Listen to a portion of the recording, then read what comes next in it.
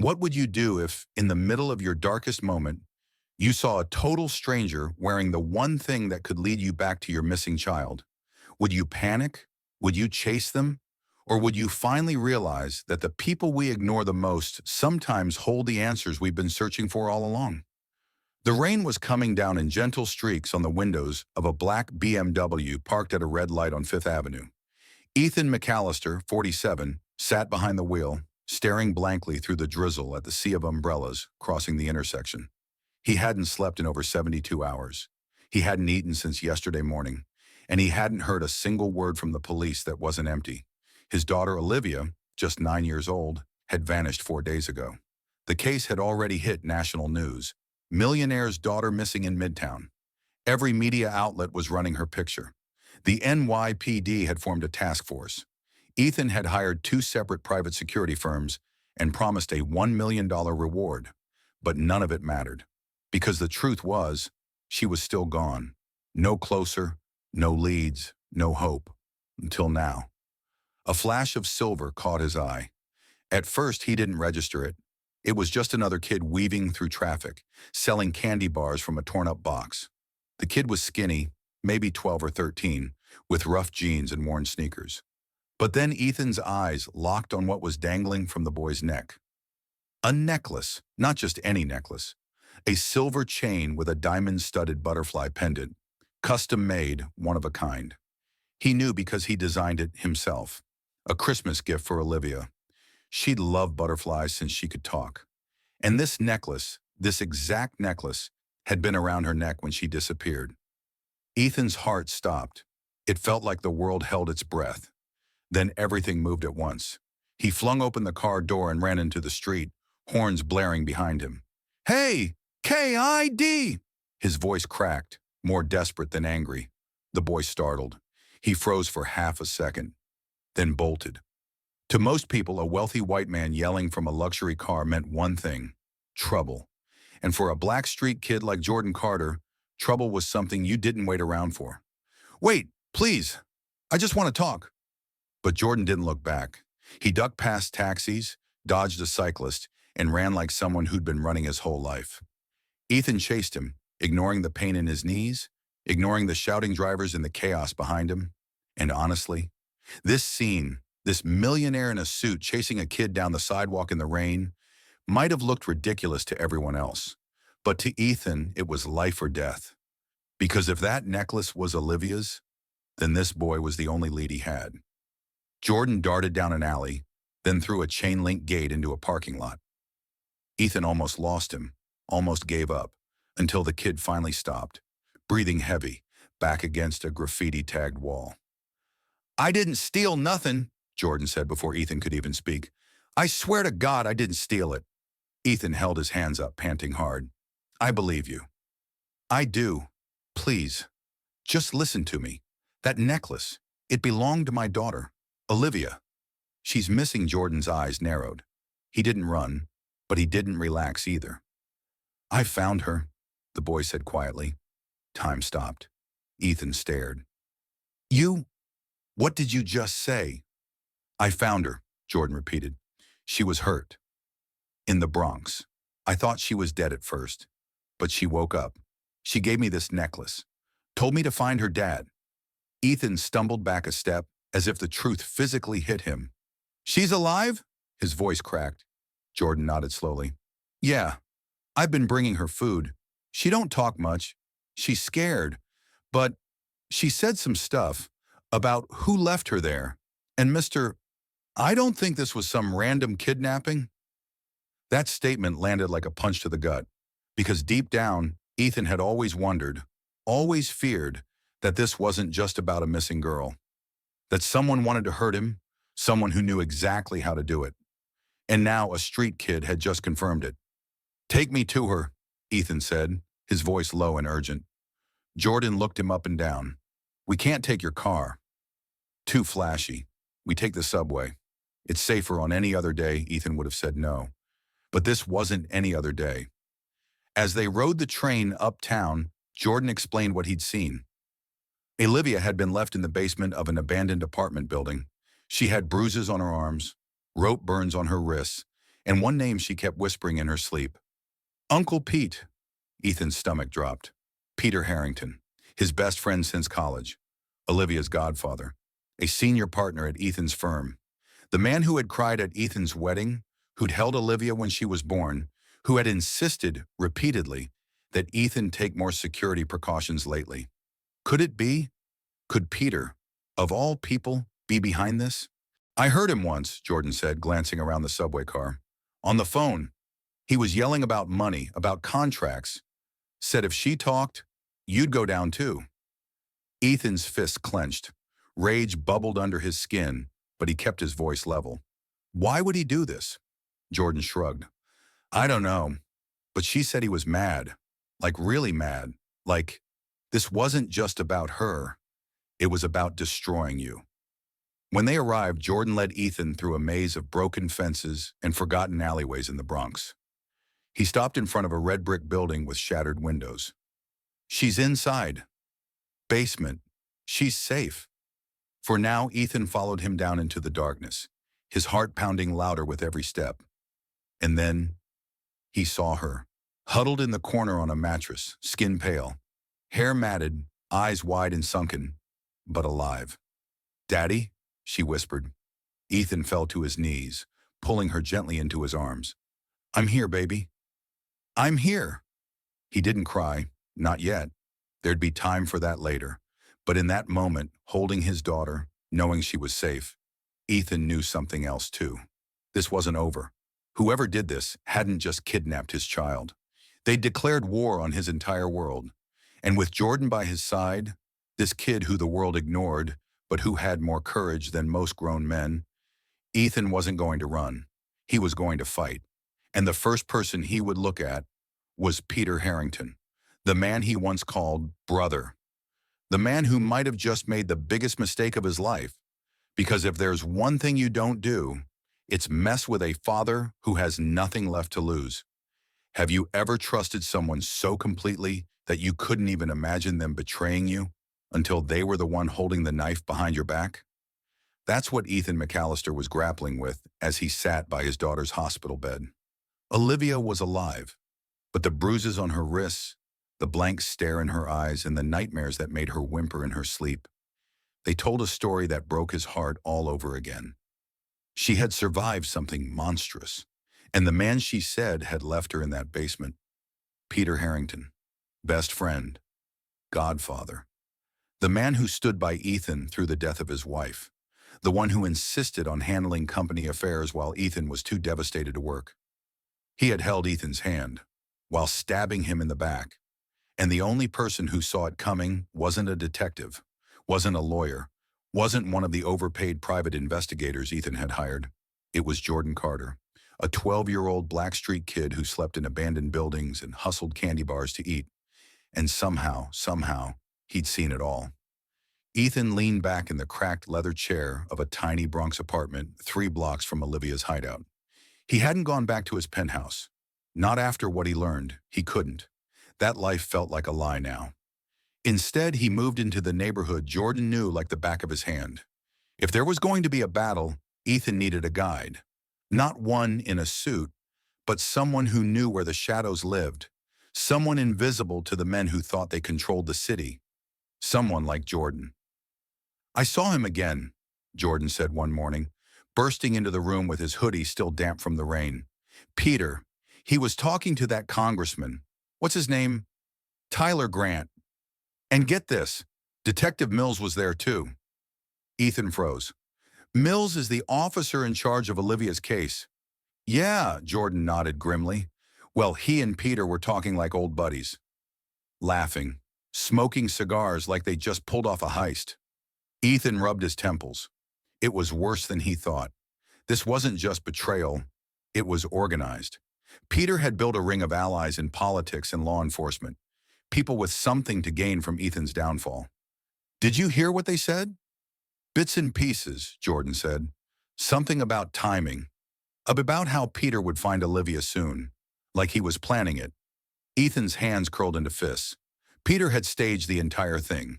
The kidnapping, the disappearance, everything. And now he wanted to be the hero of the story he created.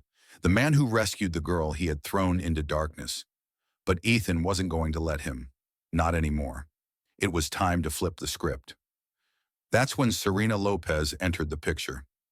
Jordan brought her to the apartment one evening after a free legal clinic. She's smart, he said, and she hates men like Peter. Serena, 38, had grown up in these same streets. A public defender turned financial crimes expert, she had a personal vendetta against rich men who thought the law couldn't touch them. So let me get this straight, she said, skimming through the documents Ethan had collected. Your best friend orchestrated your daughter's kidnapping to loot your company and manipulate public sympathy? Ethan nodded. And he's about to stage her rescue. She smirked. Typical narcissistic playbook. But if he's as arrogant as I think he is, he's left fingerprints. Give me 48 hours. Jordan leaned against the wall, chewing sunflower seeds. We know where they're meeting. Carmine's. Tuesday, 2 p.m. Serena's eyes gleamed. Perfect. We're going to bring down a politician, a detective, and a billionaire's traitorous partner, with a 12-year-old street kid as our secret weapon. That night, Ethan stared out the window at the glowing city skyline, a different city than the one he thought he knew. It was Jordan who broke the silence. Why me? Ethan turned. What do you mean? Jordan shrugged. Why'd you believe me? Most rich guys wouldn't have looked twice at me. I'm just some kid who sells M&Ms on the street. Ethan smiled, but there was pain in it. Because you're the only one who told me the truth. Jordan didn't say anything, but Ethan could see it in his eyes, how deeply he wanted someone to believe in him. You're not invisible, Jordan, Ethan said softly. You're underestimated. And that's the most dangerous thing a man like Peter could have done. The next 2 days were a whirlwind. Serena got a warrant for surveillance based on the evidence Ethan provided.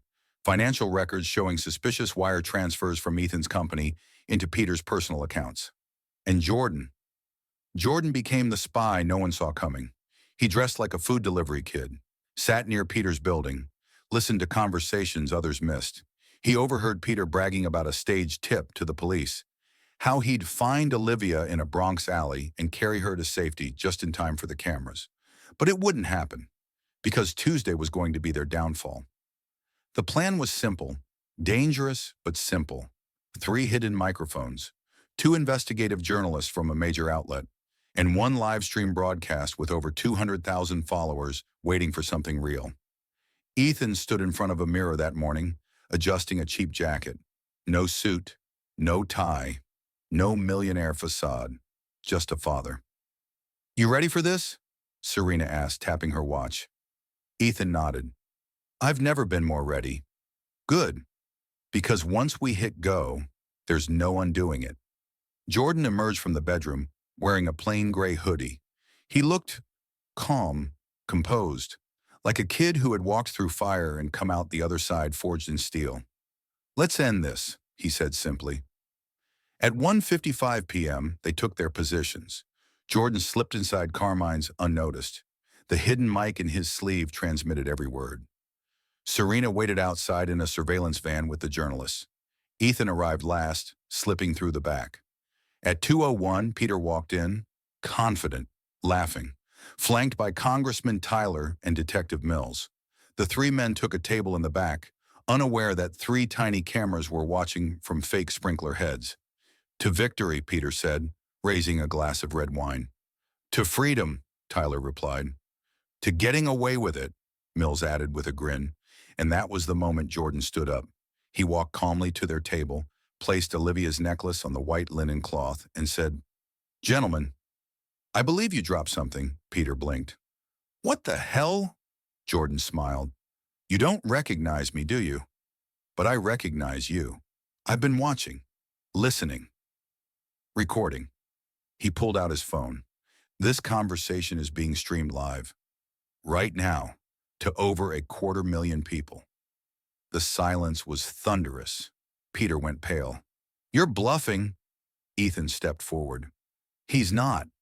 And this is just the beginning. Serena entered behind him, flanked by 2 federal agents. You are all under arrest, she said, for conspiracy, kidnapping, fraud, and enough charges to keep you locked up longer than Olivia's been alive. The restaurant erupted. Journalists swarmed the entrance. Flash bulbs exploded. Tyler dropped his wine glass.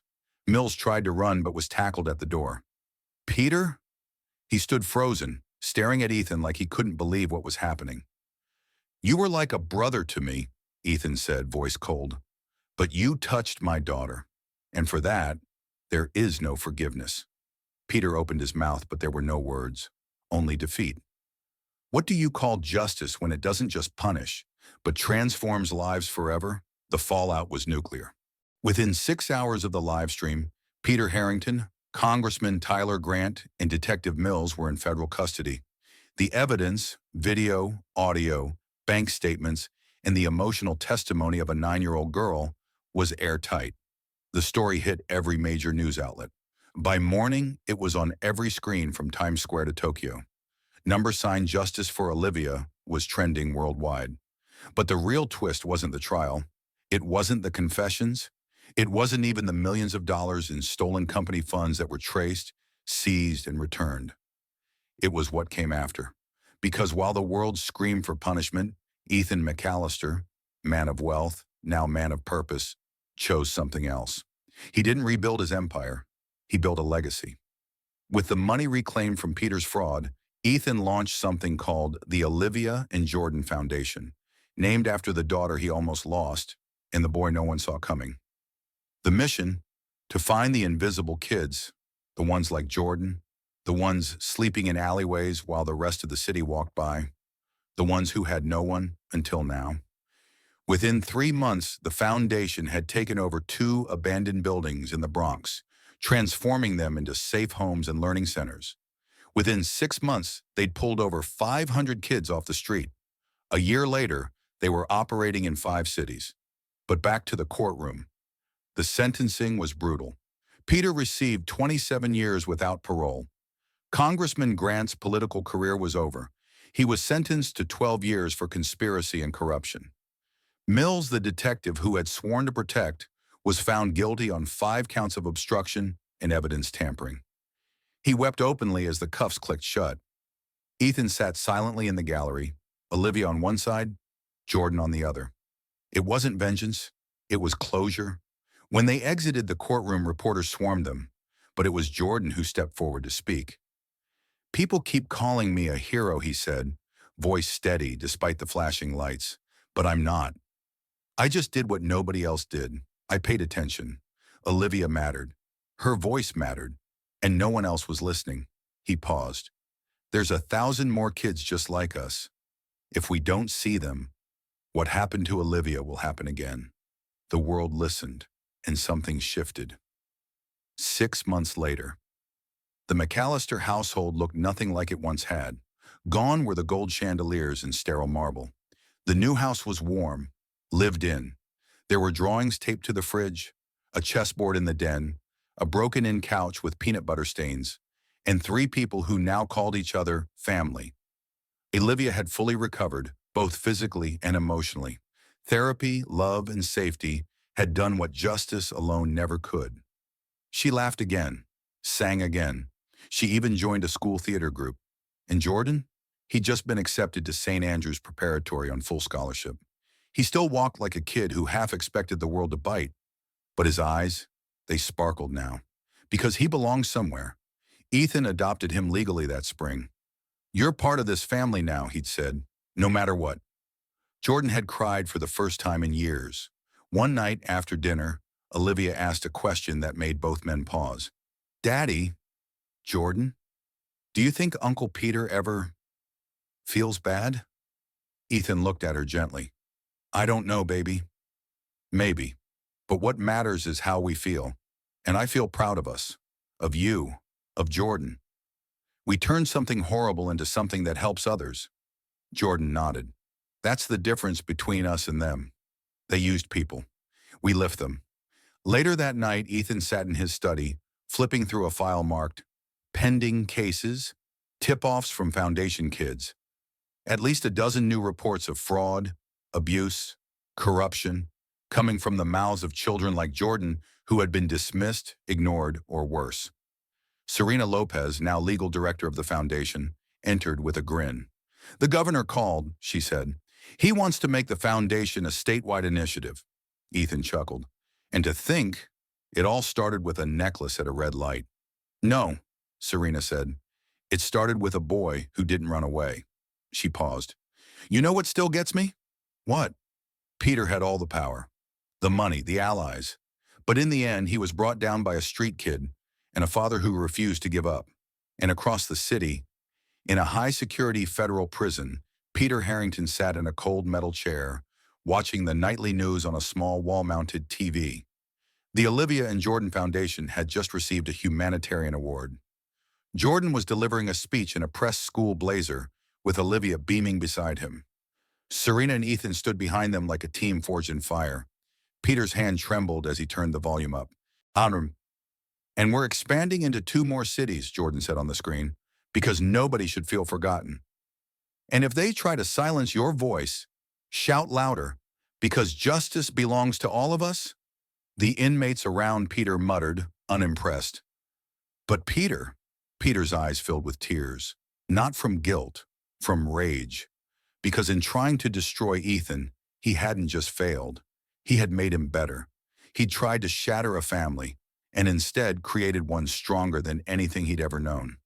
He had underestimated a little girl, a street kid, and a grieving father.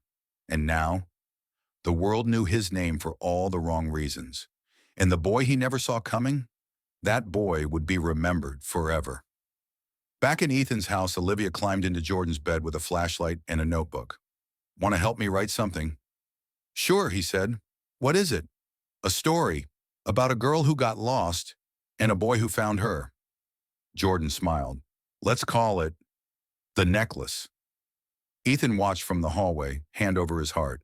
Because in the end, the real justice wasn't putting monsters behind bars. It was seeing the children they tried to break. Smile again. You know what gets me most about this story? It's that the villains were never just the men in suits. It was the silence. The assumption that some lives matter less. But a street kid, ignored by everyone, changed the course of countless lives. This story reminds us, never, ever underestimate the people the world walks past.